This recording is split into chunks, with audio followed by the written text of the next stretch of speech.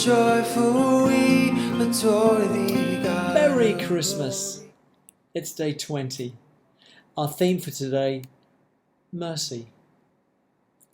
Do you ever consider the past? And if so, what lens do you use? In other words, how do you mostly look at the past? For Mary, she clearly considers the past. At this time, her predominant view is all that God has done for her country, Israel. It's not so much about her, it's about her people. She knows that God has been faithful to her nation. She brings these things to her mind. Mary knows that God has proven time and time again that he is a God who shows up. As Mary rejoices, even in her circumstances, she also thinks back on the lessons Israel has learned. She shares in Israel's joy.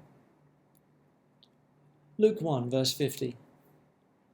His mercy is for those who fear him, from generation to generation. Here's some thought provokers. As you consider all you might know about the rich biblical history of Israel and their God, there are, of course, many themes. You could probably list many right now. One of those themes is mercy. Do you think that mercy is a strong theme in the Old Testament? Why does Mary sing that God's mercy is for those who fear him from generation to generation? Here are some reflections. For a lot of people, the first reflection about the Old Testament is that it is a story of judgment and wrath, even of the anger of God. It's just not easy reading. Some of these folks might even say, look, let me just read the New Testament. That's where I'll find and finally see mercy. But in reality, if you read the Old Testament carefully, you'll see that bright thread of mercy woven amidst all the themes and stories. In fact, if you study extremely carefully, you'll see that mercy is the preferred way God deals with his people. There's one wonderful passage from King David, and it's found in Psalm 103, picking up at verse 8. The Lord is merciful and gracious, slow to anger and abounding in steadfast love. He will not always accuse, nor will he keep his anger forever.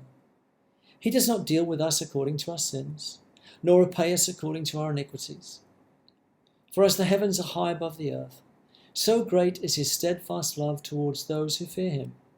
As far as the east is from the west, so far he removes our transgressions from us. As a father has compassion for his children, so the Lord has compassion for those who fear him.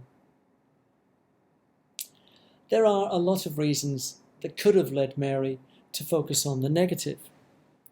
She could have been anxious. She could have worried. She might have said, what hope is there to be found that might recover joy? Is there any hope that might bring joy? She might even have felt that God had forgotten her.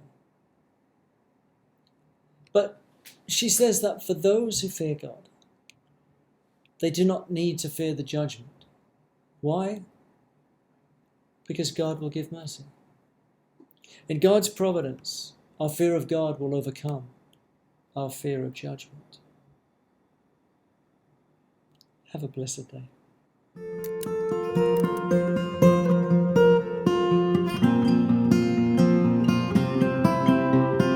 Joyful, joyful, we adore thee, God of glory, Lord of love. Hearts unfold like flowers before thee, opening to the sun above. Melt the clouds of sin and sadness, drive the dark of doubt away. Giver of immortal light,